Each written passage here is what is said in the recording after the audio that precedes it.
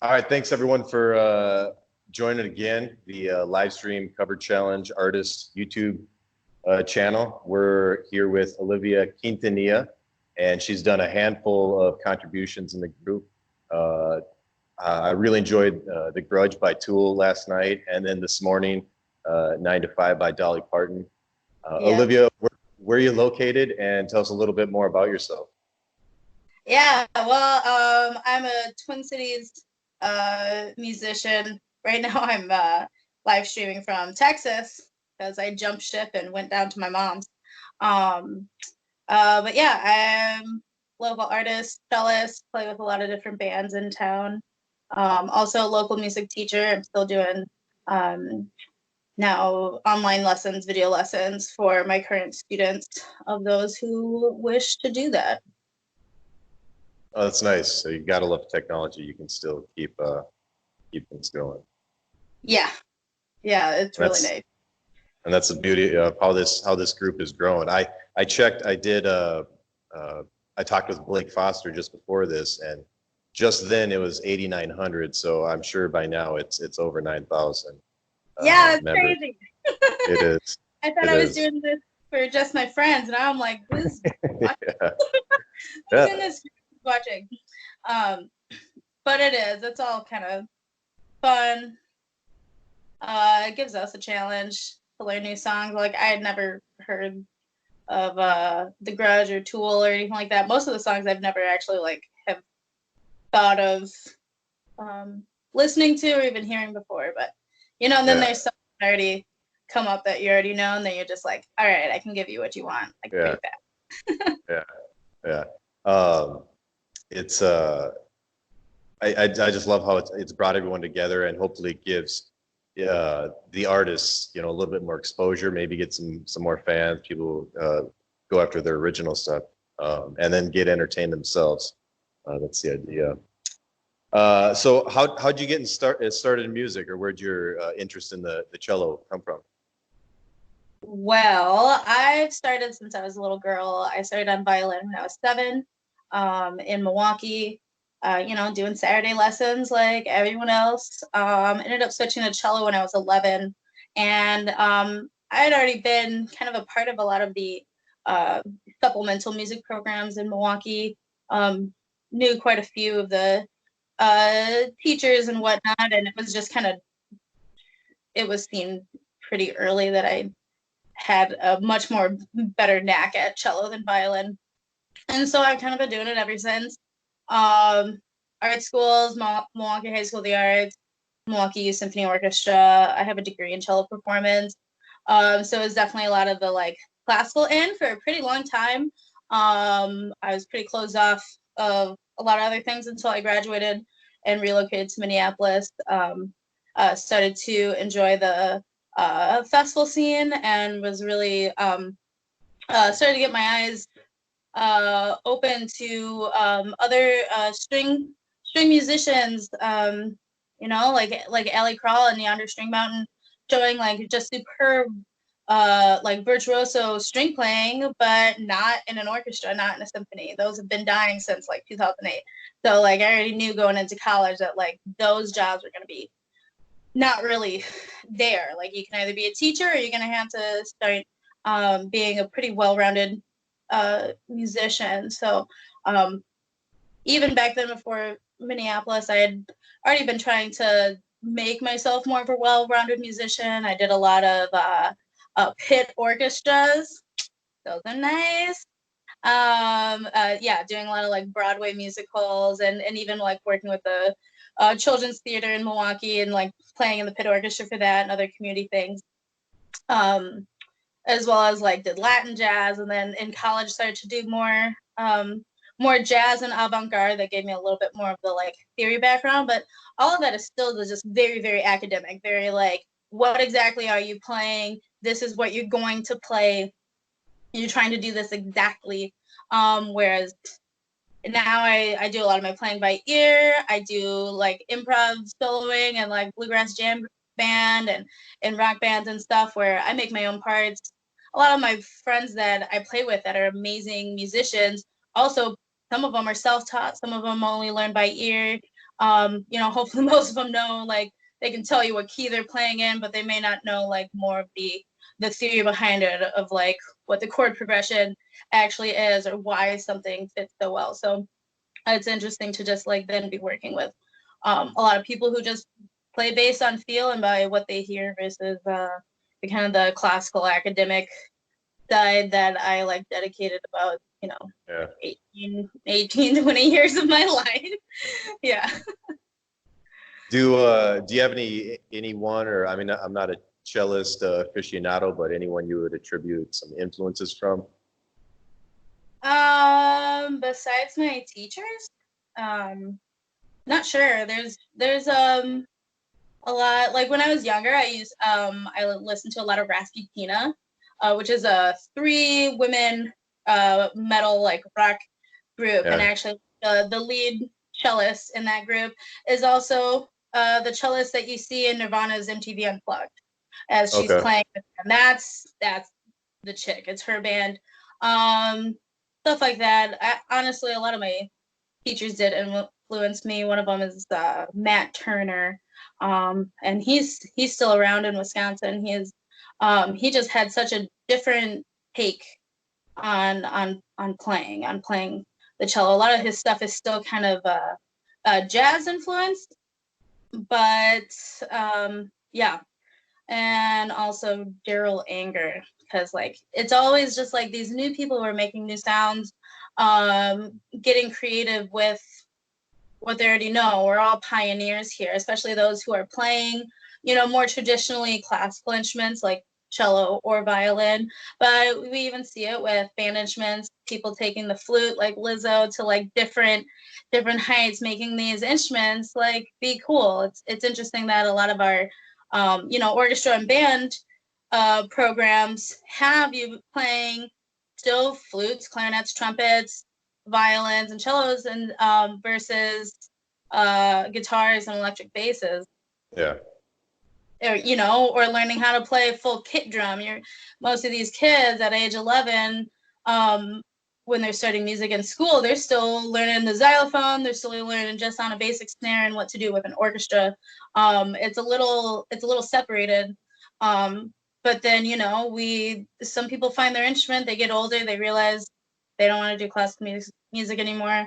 They love hip hop, they love radio, they love rock, they love whatever they do. And now we're kind of jumping out of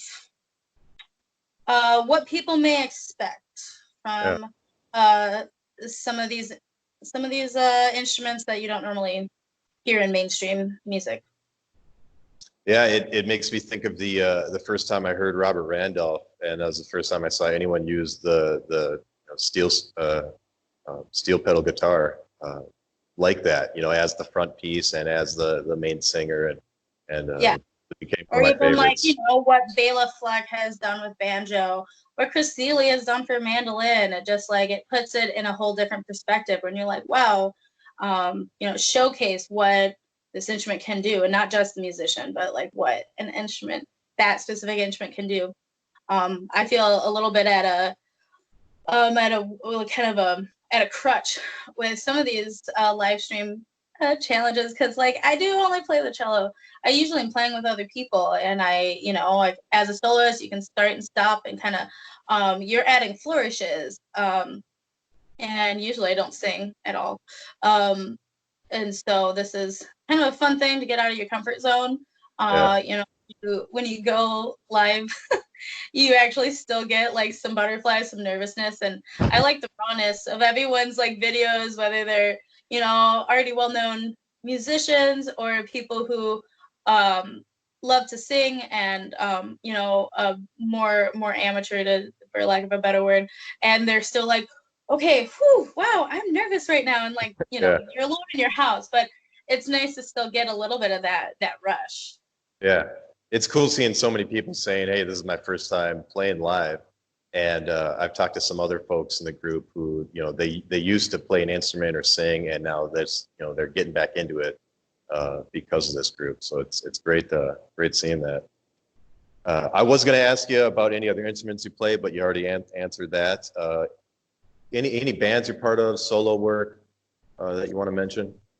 Yeah.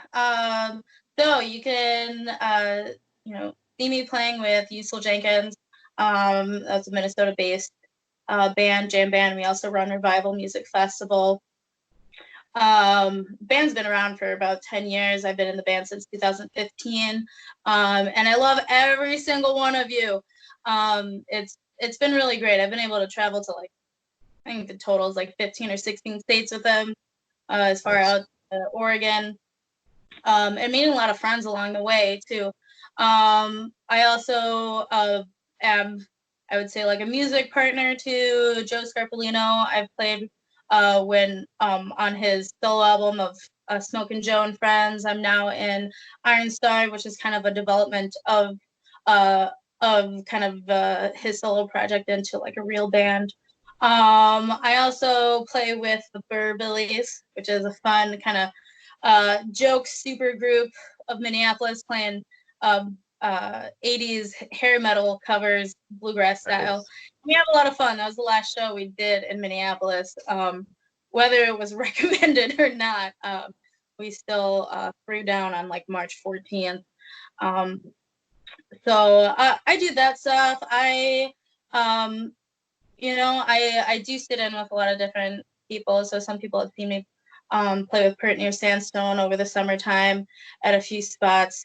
Um, yeah, and I'm working on my own solo project things that happened for the last like year and a half of pretty much the collaboration project where I'm taking, um, you know, me and another person, another artist or band co-writing a song together, recording it, releasing it. I'm trying to kind of hoard some of them so I can like release like 3 at a time. But it's been fun and a unique experience with writing with other people and trying to just showcase what I can do, what I can do on cello, what I can contribute when working with other people. So that's mainly what I do. Yeah. I was extremely impressed by the tool, and now that you mentioned you never heard the song and sort of had to learn it, No, I've it's never great. heard that. Yeah, I was getting frustrated with it too. Like I said, I'm down here with my mom, and also she came into the room to like hand me a coffee or something, and she was like, "Hey, we're gonna run to the store. Are you okay?" And I'm like, "No, I'm not okay. This song's pissing me off, but I'll be fine. I'll be fine." So, but I like those challenges. I like when it something to be honest, a lot of things are sometimes fairly easy for me to figure out. I even like do transcriptions, writing it down like in sheet music, like on a staff for my students and even for myself sometimes. So to then have to like figure something out that is in like polyrhythms and polytime signatures and something you've never heard before, you kind of have to and no one else is no one else has a cello transcription of the Grudge tool. It's it's not like Apocalyptica with all of their Metallica covers, which you should check out. You can find all of these like Metallica covers in sheet music, because Apocalyptica did it, and so Okay. it really it's a super fan or someone extremely bored during Great Reset to finally do it. So that's some of the things I'm actually working on too, just like getting resources out to my students and maybe some other people of modern music, Mhm. and figure out the copywriting before publishing, you know. Why not? Interesting. Besides ones we've talked about, what are some other songs that you've covered in the group that if people want to search them out? I did a Dead Larry cover of Enough. And God, what else? I feel like I did something last night. You did a Oh, classical song. I did I did three. There was a song of by Chicago, If You Leave Me Now, which is pretty cheesy. It's from Pretty in Pink. I did Bittersweet Symphony, but like I then like gave a little history on the song, like try to figure out where that sample was from, figured out where that sample's from, play the original song, kind of thing. So I hope I can do that with a few other songs, like if it's kind of a you know, playing cello, a lot of people are giving me samples of songs where it's like they just want me to play the riff. They just want like that like 5 second or 10 second like riff ostinato that's going on in the song. And so me do like a little bit of research and give you like a little bit of like behind the music, behind the song and history of either that artist or when it was recorded, things like that. Um, is just to make it a little bit more educational, because like that is another side of me, is just to actually share the actual education side of it versus just like, here's the ditty you wanted, here's Yeah. but yeah, and I have a few others on the way. I actually made kind of a list of myself that I want to do, of yeah, of different songs, funny ones, ones that I've like that are like from my childhood or influence songs of mine and stuff. So this is kind of fun to be able to have the time to learn some of these songs that like I've always loved, Yeah. and ones I've heard of before. I'm looking forward to that. What are some quarantine hacks or tips that have been working out for you? Okay, I know this sounds weird, but like go outside. Don't go around people like 6 feet apart. You don't have to go out. Go in your backyard, go outside, step just right on your front door, you know, feel fresh air, get some sunlight. I don't know how it is in Minnesota, but like still, you gotta do that. You gotta do that for yourself.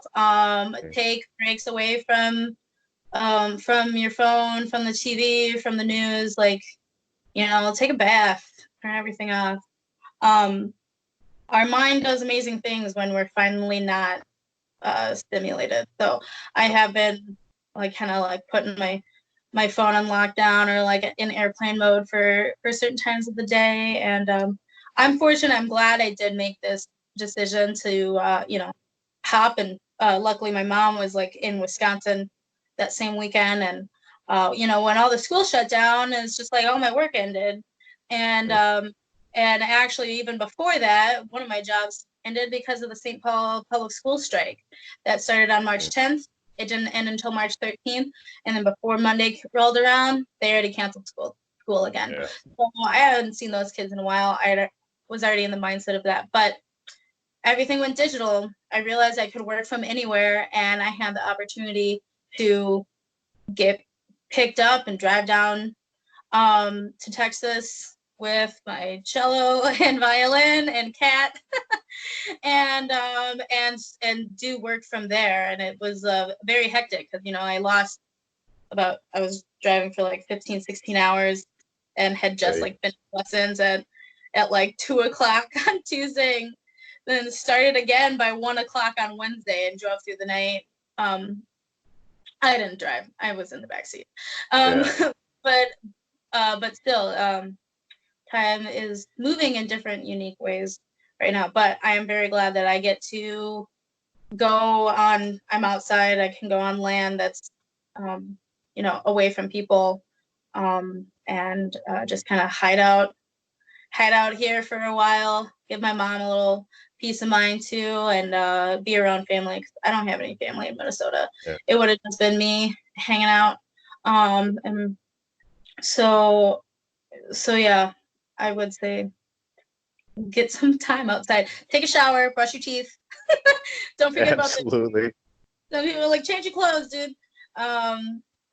Keeping some of your routine, and that's actually one of the big points that I asked of my families, suggesting online lessons, is that like I can still be something routine. I can still provide that, still instilling a routine in your child's life, that like not everything has to fall apart. And also that like I have a different type of relationship built with my students, and I hope that I do can like give them a little sense of comfort. Sometimes my students tell me things, and share with me things that maybe they wouldn't tell their parents, or ask me things that maybe they would tell their parents. These kids are a lot smarter than you think. A lot of my kids are between like 3rd and 8th grade. So with a lot of them between 3rd and 5th. So we're talking about like 8 to 10-year-olds. They're not dumb. They know things are going on.